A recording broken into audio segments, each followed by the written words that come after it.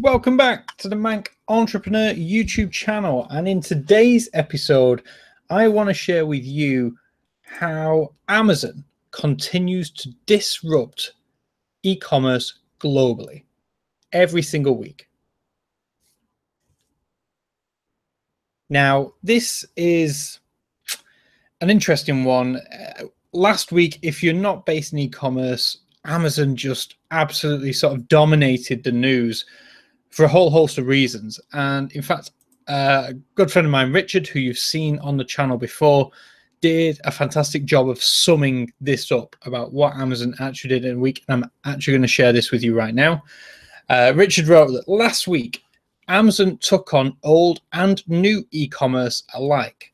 They took on PayPal, Google, and Apple with a local payment solution. They probably saved Sears from bankruptcy and in the process wiped off $13 billion in stock value in home appliance stocks such as Lowe's, Home Depot, Whirlpool. They made Blue Apron meal kits almost irrelevant and in the process led to the CEO stepping down. They went head on with PayPal on e-commerce payments and started a social media platform since all the other main guys seem to have been ignoring e-commerce. What did you do in a week? That is just what they did last week. And since then, they've now announced that they're going to be launching into Singapore, probably within the next week or two. So that's what I wanted to talk to you about today, is just how dominant Amazon are right now globally, how even as a new company now, but they very much still are, they still manage to be disruptive, even as one of the largest businesses in the world. So with that said, let's kick things off. I'm not going to touch too much on the payment stuff because it's a little bit dry. Basically, top level TLDR is that Amazon, whilst we thought they were in talks with PayPal, it looks like they're going down their own route with Amazon payments, working on integrations, for example, with Magento. They're offering merchants who sell on Magento and integrate the Amazon payments into the site $200 as an Amazon gift card if they get so many transactions. And the transactions aren't that ridiculous. So they seem to be really pushing down the Amazon payments route, hence disrupting Amazon Pay, PayPal, Android Pay, and all the rest of them. They're going into that market, it would seem. Now, perhaps more interesting is Blue Apron. Now, this is fascinating, and this is what I mean when I say about the power that Amazon has. So on July 6th, this is 20 days ago, it's not breaking news. They filed the trademark, "We do the prep, you be the chef," to the US Trademark Office. Now, that is significant for a number of reasons. Obviously, that why would Amazon be trademarking that phrase? Obviously ties in quite nicely with the deal they did with Whole Foods a few weeks ago. It clearly shows an intent about food preparation.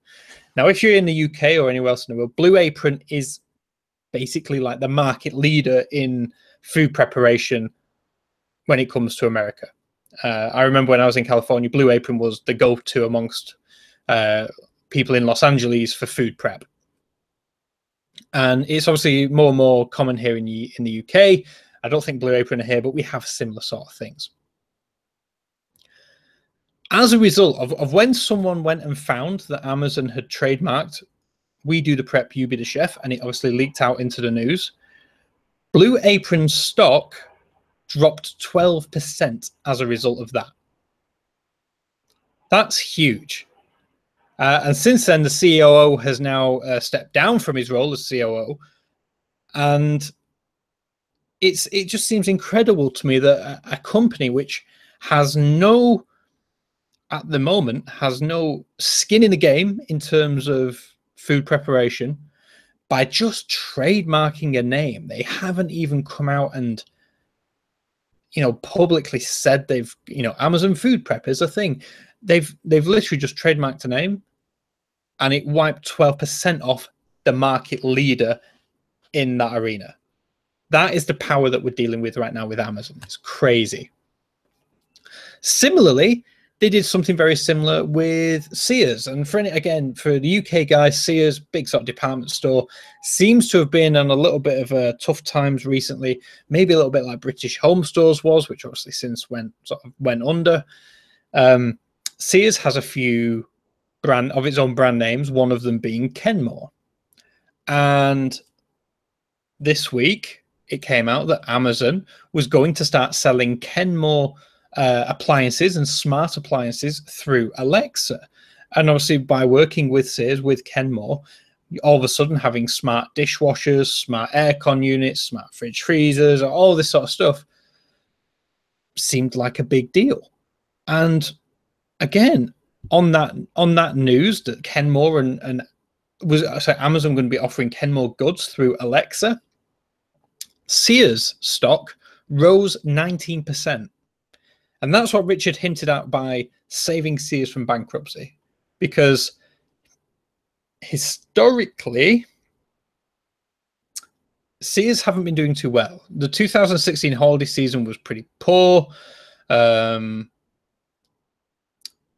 store sales declined over 10% versus the previous season. So again, a lot of people weren't going to Sears. The company announced after Christmas they'd be closing 150 stores. And from June, the total was 236. So about 17% of the stores from 2016 were closing down. And in that one news that Amazon was now going to be selling Kenmore smart appliances through the likes of Alexa, Sears' stock jumped nearly 20%. It's incredible. What's also more incredible is that in that same breath, while Sears jumped 20%, Sears' like main appliance competitors, like sort of Whirlpool, Lowe's, Home Depot, anyone who's got skin in the game with the sort of appliance market, as a collective group, they lost $13 billion on a valuation. And this was on Thursday. And again, Amazon don't sell appliances. They don't have their own brand of appliances other than the Echo speakers and the coming out of the Echo, the Amazon Echo Look or Show or whatever it's called.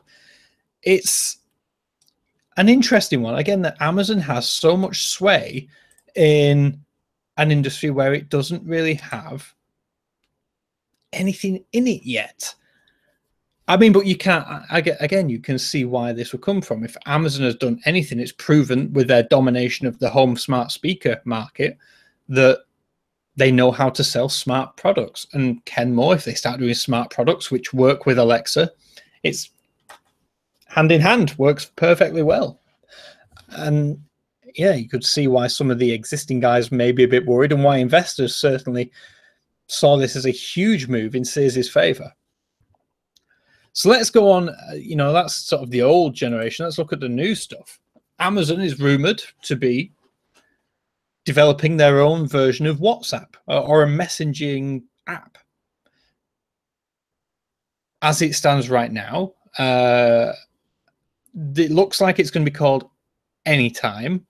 And the development status is unknown. We don't know how far along the line it is. We don't know how it's going to be integrated. Is it going to be purely based on the Amazon website? Is it going to be a standalone thing with Amazon marketplaces integrated?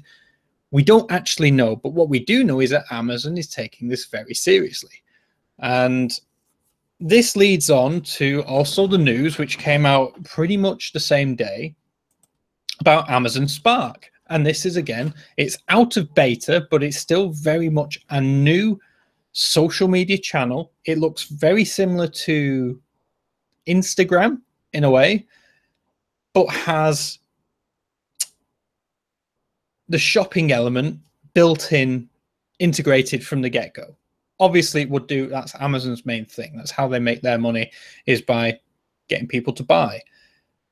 Right now, it's mobile app only. It's currently only available on the Apple App Store. It is coming to Android and Windows soon. I don't think they've set a date on it just yet.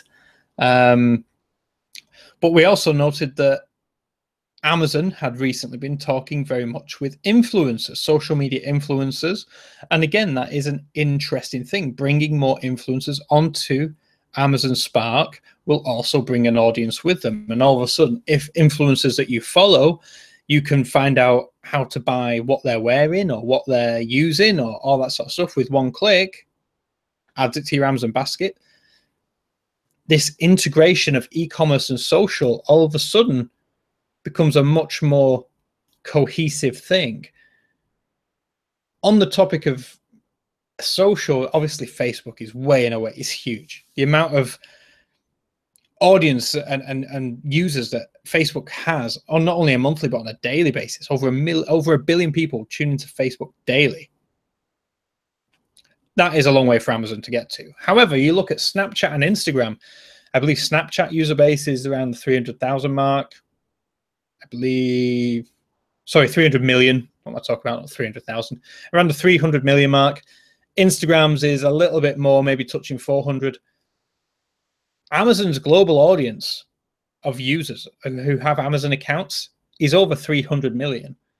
So don't think that Amazon is starting from scratch here. They have the permission to talk to over 300 million of us and try and get us to use their messenger and their social media platform, Spark. And of course, there's going to be, you know, reasons why we would want to use this. There's going to be integrations into the Amazon Marketplace, maybe instant video, maybe, you know, Amazon Prime Now.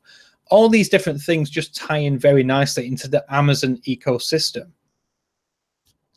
And when it comes to tech, you can't ignore the fact that Amazon also have Amazon Web Services, or AWS. The cloud processing power that Amazon has means it's going to be incredibly fast. And then they also have the catalog of products. Amazon, that's the thing, is like, as we're looking at Amazon as a global entity right now, they own a lot of it. They have the ability to do a lot of things and integrate a lot of pieces into this big puzzle, Whilst it's ultimately a great thing, you know, it's going to make a lot of people's lives much more convenient. It's also a little bit scary, as in the terms of like the monopoly. Who can really compete with Amazon?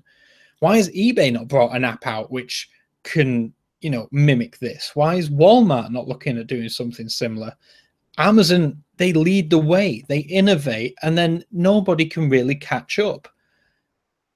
That's perhaps the most interesting thing here. And, you know, if I was Snapchat right now, I'd be really worried about what Amazon is doing, because after the Snapchat IPO, not doing too great, obviously trying to relocate themselves as a camera company, not a tech company, as an app. If, you know, all of a sudden, if you can start sharing pictures of your outfits and where you got them from and how to buy them, and it's very, very curious. And this is where there's this amalgamation right now of where East meets West with Amazon. Social shopping in the East, in terms of Alibaba, China, you know, Taobao, all those, is very much a big deal. They, you know, consumers in the East are much more predisposed to social shopping and the social aspect of e-commerce. You know, they do have messenger apps where you can share links and discuss clothes and things that you want to buy. It is integrated into social media as well. We don't really have that here in the UK or America, and this is potentially why Amazon could win. China and the East know that social e-commerce works, and have the social media giants been sleeping on e-commerce for too long? Yes, you can argue Facebook have tried it with their stores and now with their marketplace, but it's very much a C2C kind of deal. You don't really get B2C or B2B. Instagram, they're trying to integrate more of the links where you can swipe up to shop now and all that stuff. It's not really, it's an add-on. It's not native. Pinterest did a pretty good job with it, but again, Pinterest is really niche. It only works for the right products because of the audience there. Amazon has the potential right now to really, really disrupt social media. And will it only enable Amazon to get bigger? Who knows? And coming out news just, a few days, yesterday, I believe, was that Amazon is now looking to expand into Southeast Asia. And the most likely candidate is going to be Singapore. So Amazon Singapore will be a thing, where again, the Amazon Prime network and all those sorts of things are going to be available for the first time to the emerging market in the Southeast Asia. There's also news that Amazon Australia was supposed to be coming in Q3 this year. It's all gone a bit quiet. I've not heard any new stuff since. I do know that Amazon have been recruiting in Australia, but are they going to launch before the big rush for Christmas, or are they going to push it back and wait until beginning of 2018? We don't know. But all of a sudden, Amazon now has a presence out in the East. And there you go. There's global domination by Amazon. I'd love to know what your thoughts are on this. If you want any more information about anything I've talked about, whether it be the trademark and Blue Apron, the Sears deal with Kenmore Smart Products, the social aspect and messenger apps, or the move into Singapore, all the links to the news stories with much more information are in the description below. Just click show more and they'll show up there. It's very interesting times. The thing is, like, for me as a user, I love Amazon. Amazon's fantastic. I know I can buy things, get them next day, if not same day. If I have a problem, they will rectify it straight away. I'm not going to have any issues. I just have such a good experience with Amazon. Amazon see themselves as the perfect seller, and it's hard for me to argue that they're not. But from a business point of view, do I worry that if Amazon owns everything, if Amazon has fingers in every pie, yes, it will lead to a very nicely connected and convenient shopping experience. But will we have a lack of choice? Will there be no other option but Amazon for a large part of what we want? Who knows? Let me know what you think in the comment section below. I'd love to hear your thoughts on this Amazon global domination. If you have enjoyed this video, hit that like button and subscribe if you are new. I do try and post new content every single weekday, largely focused on e-commerce and entrepreneurship. With that said, enjoy the rest of your day. Don't forget to let me know what your thoughts are down below. And as always, I'll catch you in the next video. See you then.